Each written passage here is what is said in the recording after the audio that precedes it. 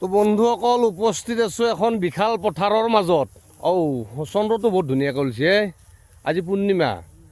তাৰপিছত পথাৰখন এখন আমাৰ ঘৰৰ কাষত এখন বৃহৎ পথাৰ। হ'লে মই একবাৰ আহিলোঁ ধান কটা খবৰ ল'ব। গধূলা প্ৰায় 7:30 বাজিল নেকি। ভাল লগা দৃশ্য। আপোনালোকে চবেই জানে অসমীয়া মানুহ ধান কটাটো নিজে বহুতে কাটিব জানে আৰু আইও দেখাব লগা বিশেষ নাই। তথাপি বহুদিন ভিডিঅ' কৰা নাই, মই বোলো একে এটা কৰোঁ। আমাৰ এতিয়া আজি আমাৰ দাদাহঁতৰ পথাৰত এই 1 2 3 4 5 6 7 8জন মানুহ লাগছি। আৰু আমাৰ এই গাঁৱৰে দাদা বন্ধু কোনো মানে মেক্সিমাম আজিকালি দেখা পাইছোঁ পথাৰগিলাত মেক্সিমাম মিয়া মানুহ সোমাই গৈছে মানে আমাৰ অসমীয়া ধান কটা বাদ দিছে না বহুতে। আমিবিলাকেতো নাজানো, মই কাটিব পাৰোঁ, মুঠি বান্ধিব নোৱাৰোঁ সেনেহেনকৈ। গতিকে মিয়াই কাটিব লগা হৈছে। আলি পকা ধানৰ মাজে মাজে সৰু সৰু আলি দি খোজকাঢ়া অভ্যাস নোহোৱা হৈছে। আমাৰ খুৰা বাকী আছে। পথাৰখন বহুত ডাঙৰ। কি বিঘান মাটি আছে এখন বছৰত দাদা? যদি এখন বছৰত এনে ধৰা খালী জেগাখন কিমান মাটি আছে? 18 বুলি ক'লা? 500। আচ্ছা আচ্ছা, য়েছ য়েছ। তো মোটামুটি আনুমান মানে 500 বিঘামান হ'ব এখন পথাৰত। সৰুতে এই পথাৰখনতে ঘাঁহ কাটি ঘূৰি ফুৰিছিলোঁ। খল্লি মাহ নাৰা কাটো আৰু বাৰিষা ঘাঁহ কাটো আলিৰ মাজে মাজে। এইটো কোনোবা এটা পুখুৰী কৰিছে, এটা সুন্দৰ দৃশ্য। এইপিনে আমাৰ সূৰ্য মামা এপিনে ডুববা ধৰিছে আৰু এপানে চাওকচোন। আজি পূৰ্ণিমা দেই, মহকেইটা পূৰ্ণিমা। এই জোনটো ওলছে দেখছি না, এই জোন এইটো কি এটা সুখ লগা ভাল লগা দৃশ্য। এই ধানবিলাক সুন্দৰ সোনগুটি। ককাইদেউ কওকচোন, আমন কেনাই আপোনাৰ আজি কেই নম্বৰ দিন? আজি মোটামুটি 15 দিন। আজি 15 দিন মোটামুটি কাটি আছে ধান। আচ্ছা আচ্ছা। আজি দেখা পাইছোঁ যে আপুনি কি বহুত মানুহ লগে দিছে, যে ঘটনাটো কি? ধানটো কাটাওঁতে পাত্তা পোৱা নাই। যাক পাত্তা পোৱা নাই বুলি কয়। আচ্ছা।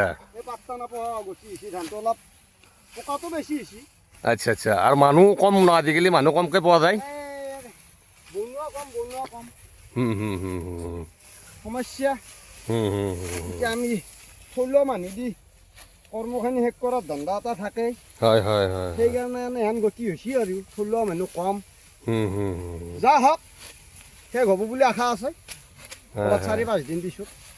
আচ্ছা, এতিয়া কথাটো হ'ল কি, মই এটা অলপমান বিতৰ্কিত ধৰণৰ কথা সুধোঁ। মোৰ বাইকখন বাগৰা লাগ নেকি? বাগৰা নাই।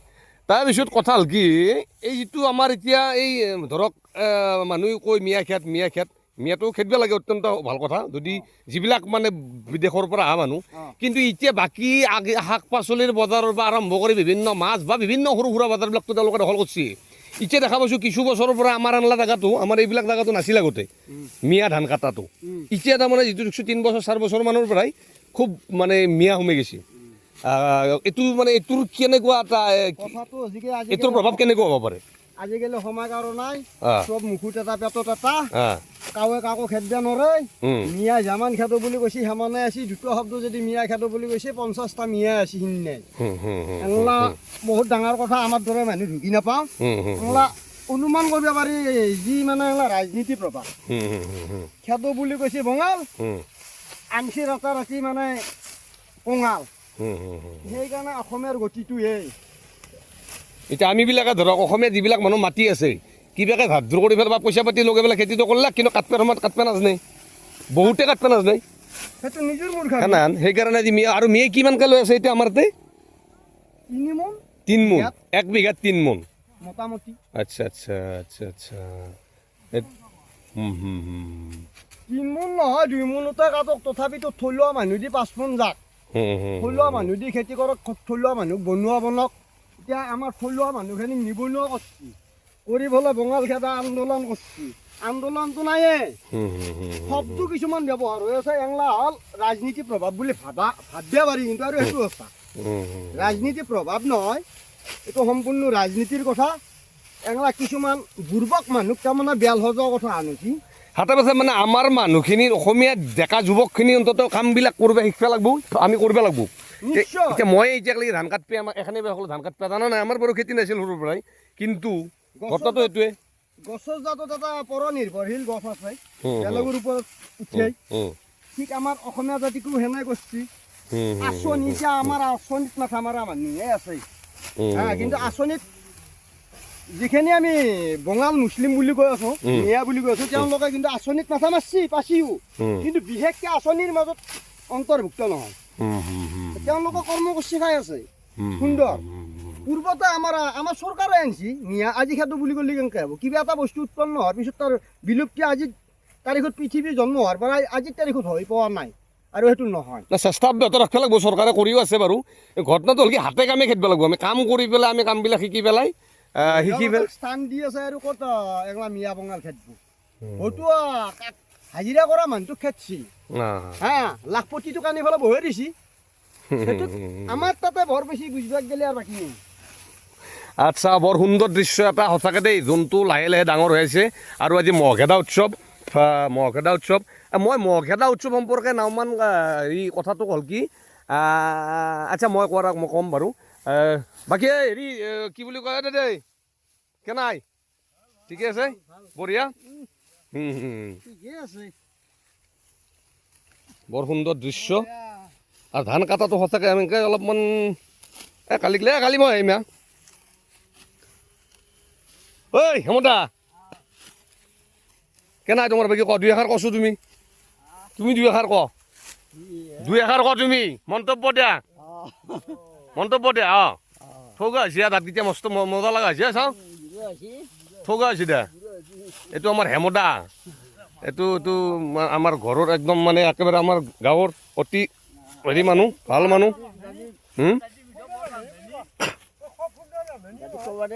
ৰান্ধে ভাল ৰান্ধে হেমদাই আমাৰ মনক আমাৰ এই অঞ্চলৰ সুন্দৰ অনুষ্ঠানবিলাক বিয়া বৰ ধুনীয়া ৰান্ধে মজা ৰান্ধে একদম কি ক'ম আৰু বাকী কেনাই আৰু ক'বা না কিবা আকৌ নক খাদ্য খানা ভালকৈ দিছে নে নাই খাদ্য খানা ভালকৈ দিছে দাদী আপুনি বোলে চাকৰি কৰে কি কৰে ধান কাটি কেছটো কি তাৰমানে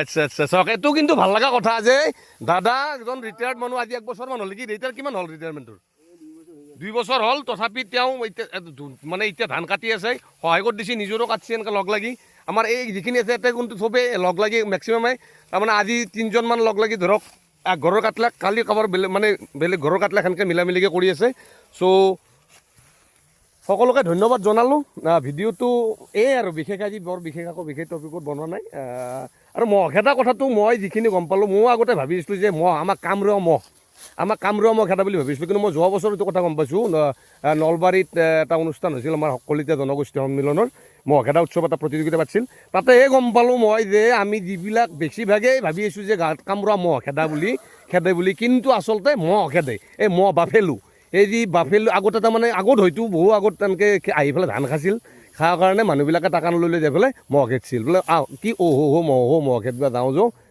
গতিকে আজি আমাৰ মাননীয় মুখ্যমন্ত্ৰী মহোদয় অকণমান আগত কিবা এটা পোষ্ট দিছে তেখেতেও কিন্তু সেই মানে তেখেতৰ পোষ্টটো পঢ়ি মোৰ এনেকুৱা লাগছি যেন তেখেতেও সেই আমাৰ কামৰূৱা মহটো মস্কুইটোৰ কথা কোৱা যেনে মোৰ অনুভৱ হৈছে চ' এইটো হ'ল কি এই গাঁত কামৰূৱা মহ নহয় বাফেলো মহ খেদাৰ কাৰণে সেই উৎসৱটো পালন কৰা হয় ধন্যবাদ সকলোকে ধন্যবাদ